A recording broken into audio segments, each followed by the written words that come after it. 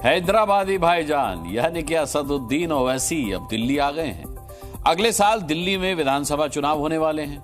दिल्ली में कई ऐसी सीटें हैं जहां पर बड़ी मुस्लिम आबादी है, इसीलिए ओवैसी को दिल्ली में खुद के लिए बड़ी संभावनाएं दिख रही हैं।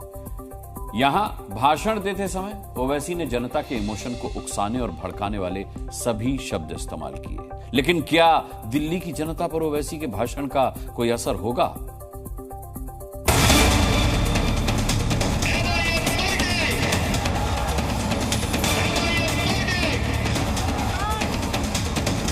बताइए 75 साल में क्या बदला? लोग आज असदुद्दीन ओवैसी पर इल्जाम तो लगाते हैं भड़काऊ भाषण का। दिल्ली में ओवैसी ने वही किया जिसके लिए वो जाने जाते हैं, यानी भड़काऊ भाषण देना। राजधानी की मुस्तफाबाद सीट पर ओवैसी जब माइक के सामने खड़े हुए तो उन्होंने मुसलमानों को ये समझाया कि दूसरी पार्टियों को छोड़ो, हमें आजमाओ। दिल्ली के विधानसभा में आप अपने इत्तेहाद की निशानी के तौर पर मंजलिस के नुमाइंदों को कामयाब करो। देखो हालात बदलेंगे, वरना याद रखो कोई आसमानों से आने वाला नहीं है, कोई जमीन से निकल कर आने वाला नहीं है, और अल्लाह भी उन्हीं लोगों के हालात को बदलता है जो अपने आप को बदलना चाहते हैं। ओवैसी के जोश की वजह समझिए। दिल्ली में 2025 में विधानसभा चुनाव होने वाले हैं और इस इलेक्शन में ओवैसी को अपनी पार्टी के पक्ष में अच्छा नतीजा आता दिख रहा है। ओवैसी के टारगेट पर दिल्ली की 7 मुस्लिम मेजॉरिटी वाली सीटें हो सकती हैं। ये सीटें हैं चांदनी चौक, मटिया महल, बाबरपुर, सीलमपुर, ओखला, बल्लीमारान और मुस्तफाबाद। इन सीटों पर मुस्लिम आबादी 30% से ज्यादा है, इसलिए ओवैसी को यहां खुद के जीतने की संभावना ज्यादा दिख रही है। मुस्तफाबाद से ओवैसी ने शुरुआत की और दिल्ली दंगों के आरोपी ताहिर हुसैन को अपनी पार्टी का टिकट दिया है। ताहिर हुसैन के लिए चुनाव प्रचार की शुरुआत करते हुए ओवैसी ने मुसलमानों के पीड़ित होने का मुद्दा उठाया। ताहिर हुसैन के नाम का ऐलान किया तो सबके पेट में दर्द शुरू हो गया। ताहिर हुसैन का नाम का ऐलान किया तो सबके सर में दर्द शुरू हो गया। अरे जिसके पेट में दर्द हो रहा है, जिसके सर में दर्द हो रहा है, क्या तुम भूल गए कि तुम ताहिर हुसैन की घर की छत पर बैठकर कितने मर्तबा ताहिर हुसैन ने तुमको खाना खिलाया था? क्या तुम भूल गए कि ताहिर हुसैन की छत पर बैठकर तुमने क्या क्या गुफ्तगू की थी? आज कोई नहीं पलटकर पूछता उस घर की तरफ।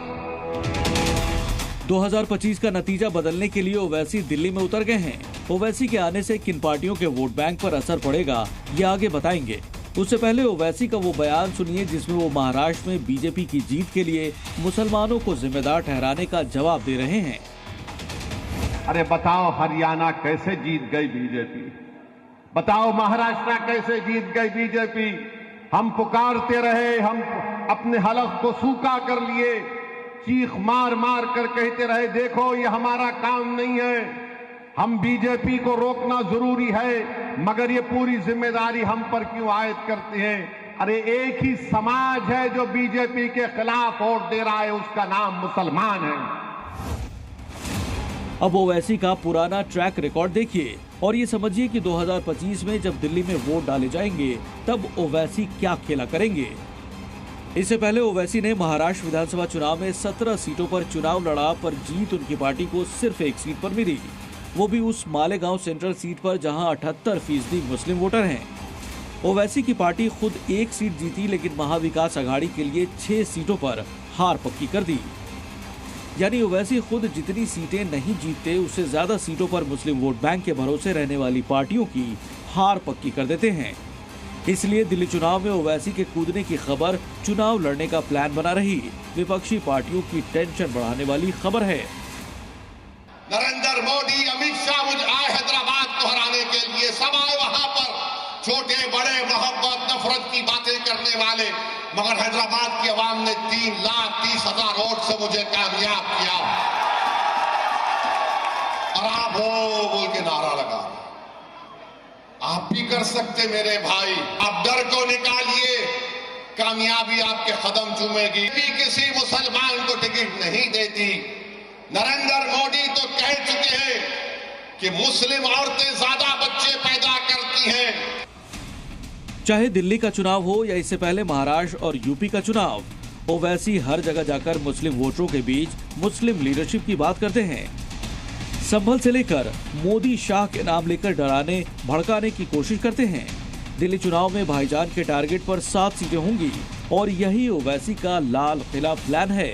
देखो, अपने बच्चों को समझाओ, वरना गब्बर सिंह आ जाएगा।